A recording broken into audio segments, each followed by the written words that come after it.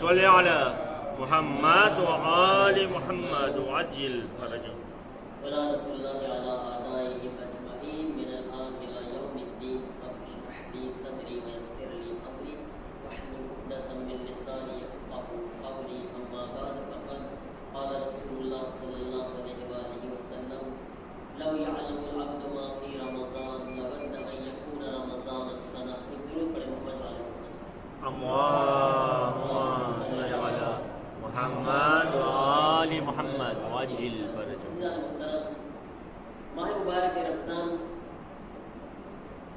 માં આપણે જે ખાસ દુઆ પડે છે દુઆએ ઇફ્તિતાહ એના બારામાં બયાન નથી કરવા માંગતો કે એની કોઈ તફસીર પણ ફક્ત એટલું કે આપણે જાણી લેવું જોઈએ કે અલ્લામા મજલિસી એમની કિતાબ છે ઝાદુલ મઆદ એમાં પોતે લખે છે કે ઇમામે ઝમાના અલૈહિસ્સલામ વસિયત કર્યા છે, ખાસ ભલામણ કર્યા છે કે માહે રમઝાનુલ મુબારકની હર રાતમાં તમે દુઆએ ઇફ્તિતાહ કરો.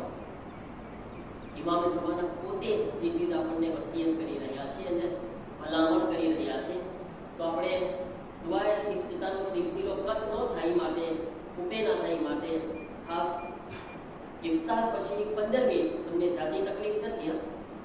આપણા ઇમામની વસિયતમાં આપણે અમલ કરવા માટે આપણે બધાએ હાજરી આપશું અને 15 મિનિટ આ દુઆની તિલાવત કરો ને પછી ઇન્શાઅલ્લાહ આપણે લાસા કોઈ કામ નથી ઇન્શાઅલ્લાહ. પણ આ દુઆનો ફાયદો જે છે એ છે કે ઇમામ ફરમાવે છે કે જ્યારે દુઆએ ઇફ્તિતાહની તિલાવત કરવામાં આવશે તો ફરિશ્તાઓ આ તિલાવતને સાંભળે છે અને તેના માટે ઇસ્તિગફાર કરે છે. આ દુઆ સાંભળવા ફરિશ્તા આવે છે. તમે વિચાર કરો કેવી દુઆ છે. ફરિશ્તાઓ આવે છે આ દુઆ સાંભળવા અને પછી દુઆ કરે છે, ખુદાયા અને માફ કરી દે. આ દુઆ સાંભળીને એટલી અઝીમ છે આ દુઆ છે ઇન્શાઅલ્લાહ. એક માહ મુબારક રમઝાનમાં અમુક ટાઈમ જે છે ને એ બહુ ખાસ છે.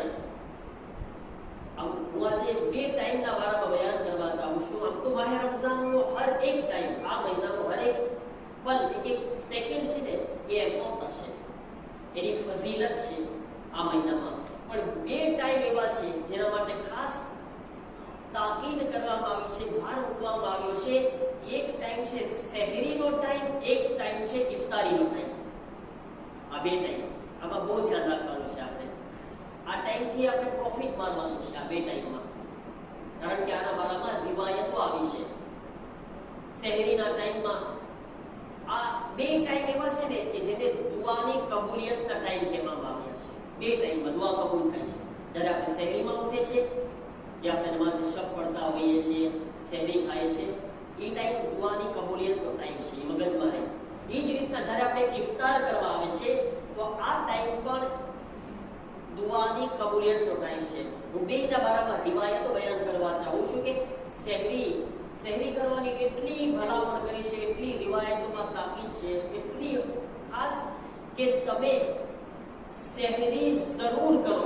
અલ્લાહના રસૂલનું ફરમાન છે તમે સહેરી જરૂર કરો, ભલે એક ખજૂરથી હોય યા પાણીથી હોય. અને જો જુમલામાં જો કેટલી તાકીદ કરી છે, કાં તો એક ખજૂર હોય કાં તો પાણી હોય, થોડું પાણી પીને પણ તમે સહેરી જરૂર કરો, કારણ કે સહેરી કરવા વાળા ઉપર અલ્લાહ અને તેના ફરિશ્તા દુરૂદ મોકલે છે. કેટલો એ બંદો ફઝીલત વાળો છે. તમે તો સાંભળ્યું છે ને કે અલ્લાહ મોહમ્મદ અને આલે મોહમ્મદ ઉપર દુરૂદ મોકલે છે. તો ખબર છે ને આપણને કુરાનની આયત છે ઇન્નલ્લાહ વ મલાઇકાતુ, આપણે પડે છે ને કે અલ્લાહ અને મલાઇકા દુરૂદ મોકલે છે, સલવાત મોકલે છે કોના ઉપર? મોહમ્મદ અને આલે મોહમ્મદ અલૈહિસ્સલામ ઉપર. સહેરી કરવામાં ઉઠે છે જે ઇન્સાન અને સહેરી કરે છે, ભલે એક ખજૂરથી યા થોડું પાણીથી, એ છે કે ઈ શખ્સ ઉપર અલ્લાહ તાલા અને ફરિશ્તા દુરૂદ મોકલતા હોય છે. આ ટાઈમ કેટલો ફઝીલત વાળો છે ને. સહેરીનો એક પણ કોઈ ઇન્સાન એવું ન કરવું જોઈએ કે સહેરી વગર જે છે રોજો રાખે. ના, તાકીદ છે રિવાયતની અંદર કે તમે સહેરી જરૂર કરો. એક અમલ એટલે કે એક સૂરે ઇન્ના અંઝલના, આ એવો સૂરો છે કે જેને સહેરીમાં પણ પડવાનું કીધું છે અને ઇફતારીમાં પણ પડવાનું કીધું છે, 2 ટાઈમમાં. આ સૂરાને તાકીદ કરી છે. શહેરીમાં બી ઉઠો ત્યારે, પછી ઇફતાર જ્યારે કરો ને, પરબારું ખાવાનું નથી, ઇન્ના અંઝલના ને દુઆઓ બી છે, એ પડવાની છે. અગર કોઈ શખ્સ આ બે ટાઈમમાં સૂરે ઇન્ના અંઝલના પડે છે, તો જે વચ્ચેનો ટાઈમ છે ને, શહેરથી લઈને ઇફતાર સુધીનો, આ ટાઈમમાં એનો મર્તબો કેટલો વધી જાય છે. આ ઇન્સાન એવા મુજાહિદ, એવો જંગ કરવા વાળો જે ખુદા માટે જિહાદ કરવા જાય છે ને, અને એની હાલત એવી હોય કે લોહી લુહાણ થઈ ગયું હોય, ખૂન આવી ગયું એના બદનમાં, એને એની તલવારો લાગી હોય ને ખૂનથી ભરેલો હોય અને તડપતો હોય, એની ફઝીલત કેવી હશે? જે મુજાહિદ જંગ કરવા જાય ખુદા માટે, અને એના રિવાયતમાં છે કે બદનમાંથી એક કતરો બી ખૂન નીકળે છે ને, કોઈ મુજાહિદનું રાહે ખુદામાં જિહાદ કરવા વાળાનું, એના એ ગુનાહ ખતમ થઈ જાય છે. આ ઇન્ના અંઝલનાનો સૂરો બે ટાઈમમાં પડે તો વચ્ચે જે ટાઈમ છે ને, એમાં આ માણસને એ ફઝીલત પડે છે કે જે ખુદાની રાહમાં જંગ કરવા ગયો હોય અને ખૂનમાં એ આખો ખૂનમાં રંગીન થઈ ગયો હોય અને તડપતો હોય ખુદાની માટે, એને એ ફઝીલત આ ઇન્ના અંઝલનાની બરકતથી અલ્લાહ તાલા અતા કરે છે. તો આ એક ચીજ આપણે બે ટાઈમમાં ધ્યાન રાખવાની છે. સહેરીની સાથે બીજો ટાઈમ જે ફઝીલત વાળો છે ને, એ છે ઇફતાર કરવાનો ટાઈમ. ઇફતારના ટાઈમમાં બી ખાસ જે ભલામણ કરવામાં આવે છે કે કઈ ચીજથી આપણે ઇફતાર કરવું જોઈએ. નવારમાં રિવાયતો છે કઈ ચીજથી ઇફતાર કરવું જોઈએ. પૈગંબર ઇસ્લામ સલ્લલ્લાહુ અલૈહિ વસલ્લમ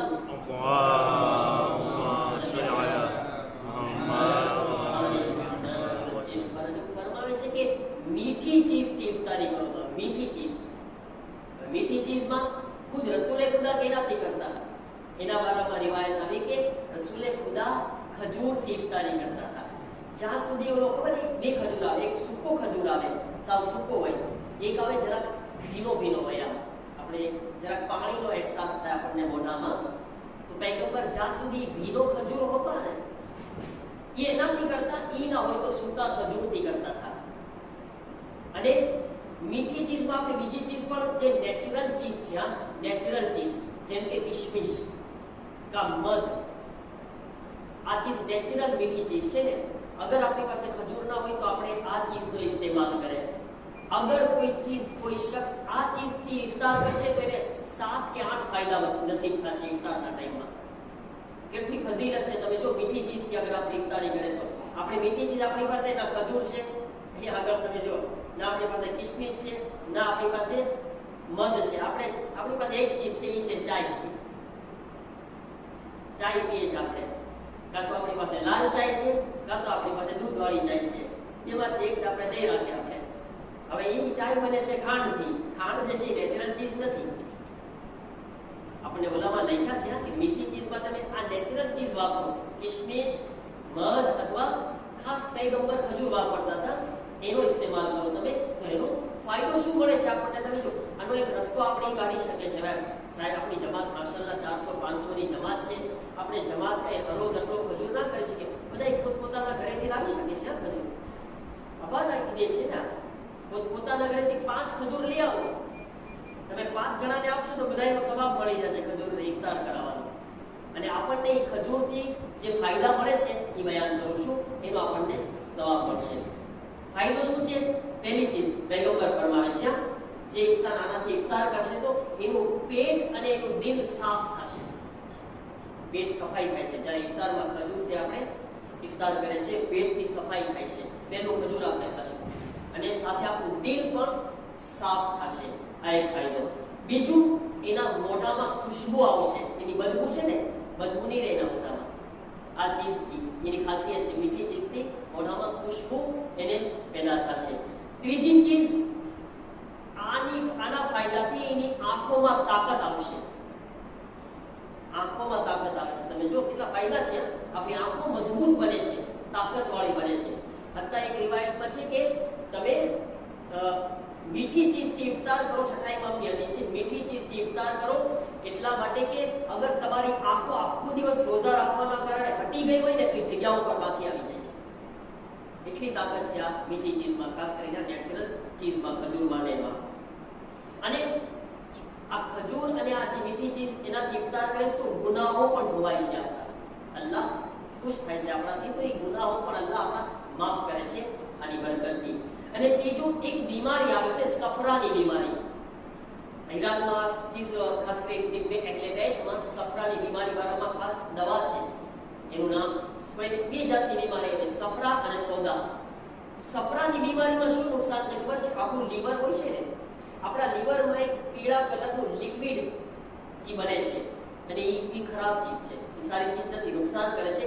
એનાથી નુકસાન શું છે? માણસ નેરવે બહુ થાય છે. તમે જોજો કેટલા બધા નવજવાન લોકો હોય ને, નવજવાન 12-15 વર્ષના ને નાના બચ્ચાઓમાં પણ નેરવે બહુ થતા હોય. મોટા લોકો, ઘણા લોકો, શું કામ? એના અંદર આ ચીજ વધારે હોય, સફરા. એ સફરા વધારે હોય એટલે મગજ જે છે 43 નો થઈ જાય. પછી એ બહુ ગુસ્સો કરે, બહુ નેરવે થાય માણસ. તો અગર કોઈ જો આનાથી ઇફતાર કરશે ને આખો મહિનો અગર એ કોશિશ કરશે તો આ સફરા છે ને કંટ્રોલમાં આવી જશે. એટલે મગજને કેટલો ફાયદો થશે? ગુસ્સો આપણો, આપણે નેરવી નહીં રહેશું, પછી ખતમ થઈ જશે આપણો ગુસ્સો.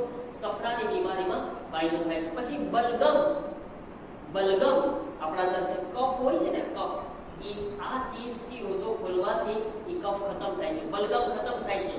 અને બલગમ છે ને જરૂરી નથી કે મોઢામાંથી નીકળે, ના, કેટલો બધો બલગમ અંદરમાં બી ભેગો હોય છે. તમે તિબ્બે એટલે વેદમાં અગર તમે આને જોવો ને તો બલગમ અંદરમાં બી હોય છે. કેટલું તો આપણે મોઢાથી કાઢતા હોય છે, નીકળે તો કાઢે, પણ અંદરમાં બી જામેલો હોય ને અંદર હોય. હવે એના કારણે શું થાય છે? બદન છે ને આપણું સુસ્ત રહે છે. જેને કફ જાજો હોય ને બદનમાં, તો બદન સુસ્ત રહે આપણું અંદરથી, અને આપણે હલકા, આપણને મજા ના પડે બદનમાંથી, આળસ આવે આપણને, બદનમાં તાકાત ના રહીને, તો આ બલગમ દૂર થાય છે અગર આપણે આ ખજૂરથી ઇફતારી કરશું તો. અને છેલ્લું પૈગંબર ફરમાવે છે માથાના દુખાવામાં આરામ મળે છે આનાથી. એક ફાયદો, તમે જો જિસ્માની રૂહાની બે બીમારીમાં ફાયદા છે આના અંદર. માથાનો દુખાવામાં બહુ આરામ મળે છે અગર કોઈ આપણે ખજૂરથી ઇફતારી કરે છે તો. મારા અઝીઝો, આ પહેલો ઓપ્શન આપણે આ રાખવાનો છે મીઠી ચીજમાં, ખજૂર પહેલું. ઈ ના હોય તો કિશમિશ, ઈ ના હોય તો આપણે ત્રીજું મધ, આ નેચરલ ચીજથી ઇફતાર કરે. હવે આ બી ના હોય તો એક બીજો ઓપ્શન રિવાયતમાં આવ્યો છે, ઈ છે ગરમ પાણી. તમે ગરમ પાણીથી ઇફતારી કરી શકો છો. અગર ગરમ પાણીથી ઇફતારી કરે છે તો એનો પણ ફાયદો જે છે એમાં છઠ્ઠાઈમાં બયાન કર્યા છે. અગર કોઈ ગરમ પાણીથી ઇફતારી કરશે ને તો એનું લીવર છે એનું લીવર સાફ થશે અને દિલ ગુનાહોથી પાક થશે અને આંખોની રોશનીમાં વધારો થશે. અને અગર કોઈ બે ચીજ રાખે તો કેટલું સારું? પહેલા ખજૂર ખાય અને પછી સાથે ગરમ પાણી અગર હલકું હલકું પીવે, નવશેકું પાણી લઈને, આ બે ફાયદા મળી શકે છે. અને પછી અને ત્રીજું, હવે છેલ્લી ચીજ દ્વારા સીધો બયાન કરું. આપણે 6:30 થવા આવ્યા છે અને આપણે ઇન્શાઅલ્લાહ મસ્જિદ તરફ જશું. એ ચીજ કે ઇફતારનો ટાઈમ છે ને, એમાં હું એમ જોઉં છું કે આપણે બહુ વધારે વાતો કરે છે જ્યારે કે દુઆની કબૂલિયતનો ટાઈમ છે. એવું નથી કે આપણે વાતો ના કરે, નહીં. જ્યારે આપણે સુફરે બેસે ને તો પહેલા સરખી દુઆ માંગે, આપણે ખુદા પાસે સરખી દુઆ માંગે. એ દુઆની કબૂલિયતનો ટાઈમ છે. એકેય દુઆ ના પડે આપણે આવીને પરબારા જશે દઈ રાખે, આપણે આપણું નુકસાન ઉઠાવી રહ્યા છે. એ નથી કરવાનું આપણે. આયતુલ્લાહ કશ્મીરી છે. આયતુલ્લાહ કશ્મીરી શું કહે છે?